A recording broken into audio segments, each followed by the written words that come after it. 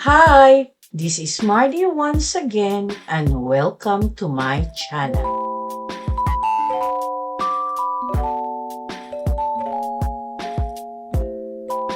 Si Carmen Lim Planas ay ang unang babae na nahalal sa alinmang pampublikong katungkulan sa Pilipinas nang siya ay nahalal na miyembro ng Municipal Board ng Maynila sa pamamagitan ng pangkalahatang pagboto noong 1934.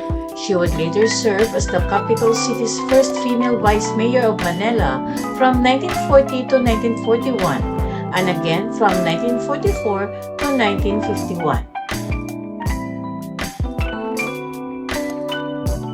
If you are new to my YouTube channel, please don't forget to like, comment, and subscribe. At para updated kayo sa mga susunod kong videos, please click the bell notification below. At sana po, don't skip the ads and please watch until the end of my video. Noong March 23, 1914, si Carmen Planas ang unang babaeng nahalal bilang miyembro ng Municipal Board ng Maynila ay isinilang sa Tondo, Maynila, kina Iluminado Planas at Concepcion Lim. Nag-aral si Planas sa elementarya sa Colegio de Santa Rosa.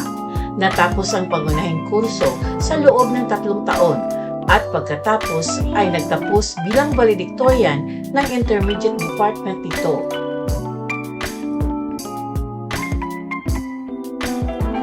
Para sa kanyang sekundaryang edukasyon, nag-enroll siya sa Holy Ghost College, kasalukuyang College of the Holy Spirit, kung saan nagtapos siya ng may karangalan noong 1933.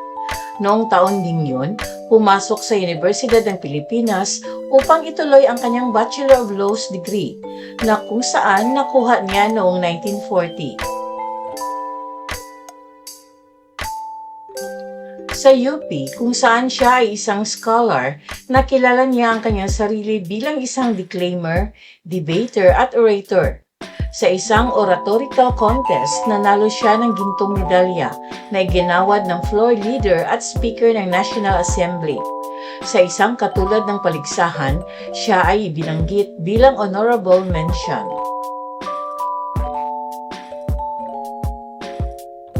Siya ay isang junior law student pa noon. Noong 1937, sa edad na 23, siya ay itinalaga bilang opisyal na kandidato ng Young Philippines, isang minoryang partido sa halalan para sa mga miyembro ng Manila Municipal Board. Nanguna siya sa halalan, nanalo sa mga batikang politiko. Nadoble niya ang tagumpay noong muli siyang nahalal noong 1940. Sa kanyang mga termino bilang konsehal ng Maynila, si Planas ang namuno sa mga komite sa batas, kalusugan at kapakanang panlipunan at edukasyon. Nagsunikap siya upang makatulong na maiangat ang kalagayan ng pamumuhay ng mga residente ng lungsod, partikular ang mga mahihirap. Sa pamamagitan ng kanyang pagsisikap, itinatag ng pamalaang lungsod ang mga day nursery, pati na ang mga puericulture at health center, kasama ang mga parke at palaruan for the benefit of the unprivileged children as well. Itinayo ang mga tenement house para sa mga pamilyang mababa ang kita na panapanahon binigyan din ng libreng dental at medical na tulong.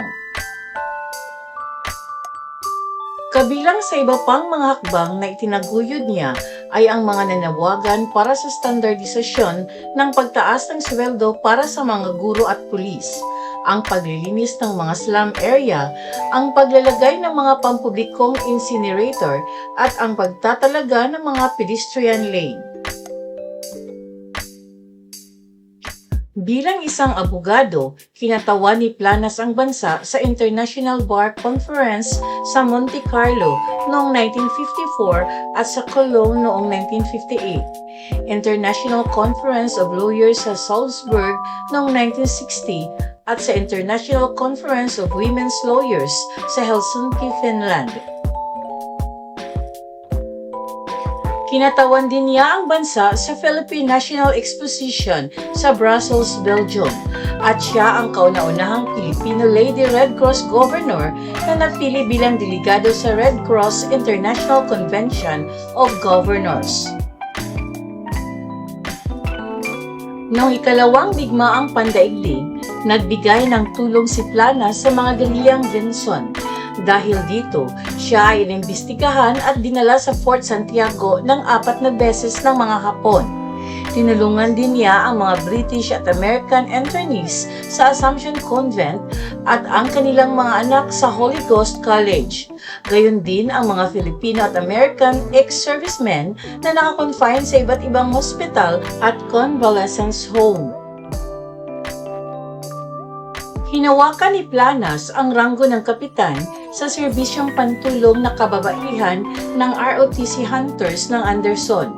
Namatay siya sa Grant Hospital sa Chicago, Illinois noong August 25, 1964 sa edad na 50. Isang kalye sa Tondo, Maynila ang ipinangalan sa kanyang karangalan. Thank you very much for watching. And according to Dr. Rocklin, to be able to live each day with honor, respect, and dignity is the greatest achievement of all.